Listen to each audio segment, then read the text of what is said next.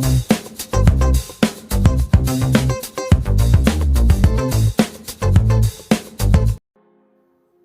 Friends, welcome back to our channel ViaCooking. ఈరోజు నేను మీతో చాలా టేస్టీగా యమ్మీగా పులిహోర ఎలా చేయాలో చూపించేస్తాను. ఈ పులిహోర చాలా టేస్టీగా ఉంటుంది. ఇప్పుడు ఈ పులిహోరని ఎలా చేయాలో చూసేద్దాం.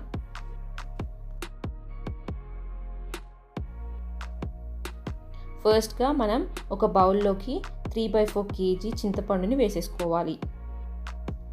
అందులోకి వాటర్ యాడ్ చేసేసుకొని ఈ చింతపండుని బాగా వాష్ చేసేసుకోవాలి. ఇలా వాష్ చేసేసుకున్న తర్వాత ఈ వాటర్ని మనం స్ట్రెయిన్ చేసేసుకోవాలి. ఇలా స్ట్రెయిన్ చేసేసుకున్న తర్వాత మరిన్ని వాటర్ యాడ్ చేసేసుకొని ఈ చింతపండుని 1 నుంచి 2 గంటల వరకు మనం నానబెట్టేసుకోవాలి. ఈ చింతపండుని నానబెట్టేసుకున్న తర్వాత అందులో నుంచి మనం ఇలా తిగ్గా పల్ప్ అనేది తీసేసుకోవాలి. సో ఇలా మనం చింతపండు గుజ్జుని తీసేసుకున్న తర్వాత ఒక బౌల్లో ఇలా స్ట్రైనర్ పెట్టేసుకొని ఆ చింతపండు గుజ్జుని మనం ఇలా స్ట్రెయిన్ చేసేసుకోవాలి ఒక బౌల్లోకి. చూసారా, ఈ విధంగా మనం చింతపండు గుజ్జుని అనేది స్ట్రెయిన్ చేసేసుకోవాలి.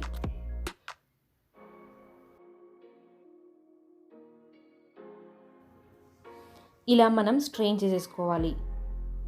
ఇలా 2 to 3 times వరకు మనకి చాలా తిగ్గా చింతపండు గుజ్జు వచ్చేంత వరకు మనం వాటర్ యాడ్ చేసుకుంటూ స్ట్రెయిన్ చేసేసుకోవాలి. అలా మనం ఇలా చింతపండు గుజ్జుని కలెక్ట్ చేసేసుకోవాలి.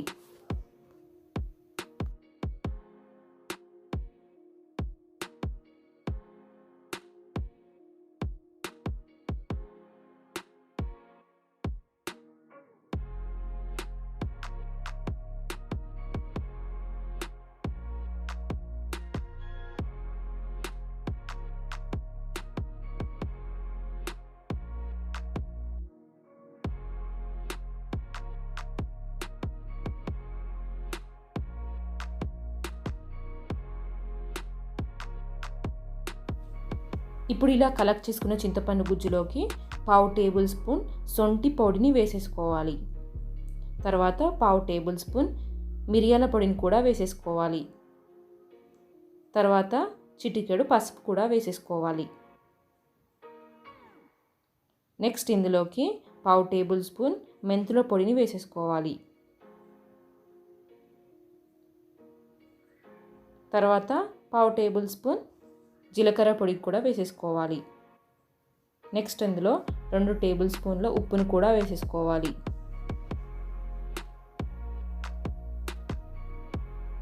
నెక్స్ట్ ఇందులో 2 టేబుల్ స్పూన్ల నూనెను వేసేసుకోవాలి. ఇలా అన్నీ వేసేసుకున్న తర్వాత ఒకసారి ఇలా బాగా కలపెట్టేసుకోవాలి. ఇలా బాగా కలిపేసుకున్న తర్వాత ఈ గిన్నెని మనం స్టవ్ పైన పెట్టేసుకోవాలి. సో ఇప్పుడు బాగా అన్నీ కలిసిపోయాయి కదా, ఇలా స్టవ్ ఆన్ చేసేసుకొని దానిపైన మనం ఈ చింతపండు గుజ్జును అనేది పెట్టేసుకోవాలి.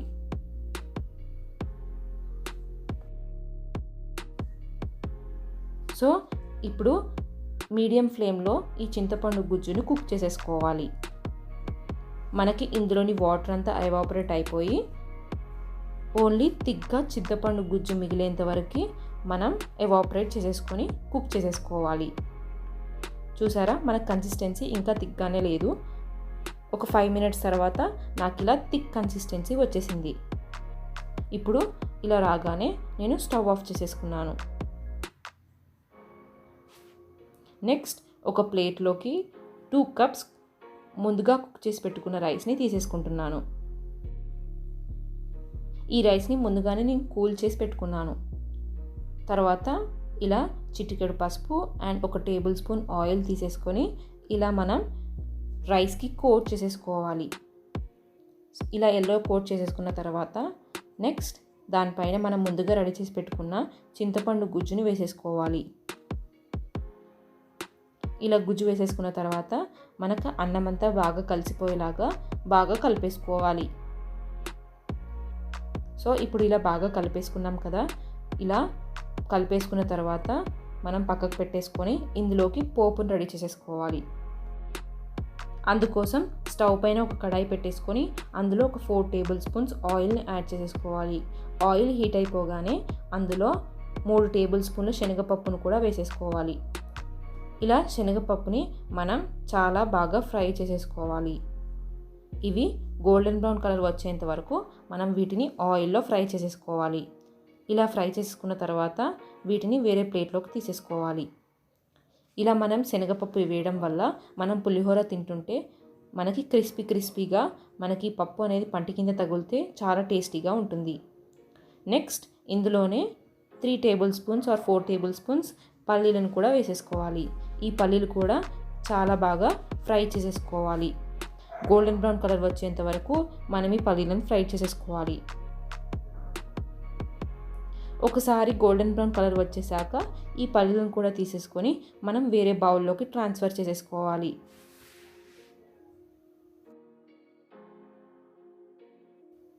సో గోల్డెన్ బ్రౌన్ కలర్ వచ్చేసాయి కదా, ఇప్పుడు వీటిని వేరే ప్లేట్లోకి ట్రాన్స్ఫర్ చేసేసుకోవాలి. నెక్స్ట్ ఇందులోనే 5 ఎండుమిర్చిలను తీసేసుకొని ఆయిల్లో బాగా ఫ్రై చేసేసుకోవాలి.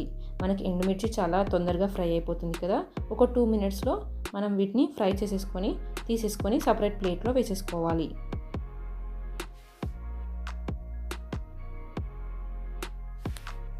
సో ఇవి మనకి ఫ్రై అయిపోయాయి.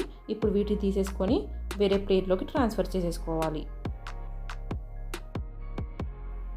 నెక్స్ట్ ఇదే ఆయిల్లో నిలువుగా మధ్యలోకి కట్ చేసేసుకున్న పచ్చిమిర్చిని ఇలా వేసేసుకొని బాగా ఫ్రై చేసేసుకోవాలి. ఇలా పచ్చిమిర్చి అనేది బాగా ఫ్రై అయిపోయిన తర్వాత మనం ఇందులోకి ఆవాలు అండ్ జీలకర్ర ఒక్కొక్క టేబుల్ స్పూన్ వేసేసుకోవాలి. ఆవాలు 1 టేబుల్ స్పూన్, జీలకర్ర 1 టేబుల్ స్పూన్ తీసేసుకొని ఆయిల్లో వేసేసుకొని బాగా ఫ్రై చేసేసుకోవాలి. ఆవాలు జీలకర్ర బాగా ఫ్రై అయిపోయిన తర్వాత ఇందులో మనం కరివేపాకు ఆకులను వేసేసుకోవాలి. కరివేపాకు ఆకులను వేసేసుకున్న తర్వాత ఒకసారి ఫ్రై చేసేసుకొని స్టవ్ ఆఫ్ చేసేసుకోవాలి.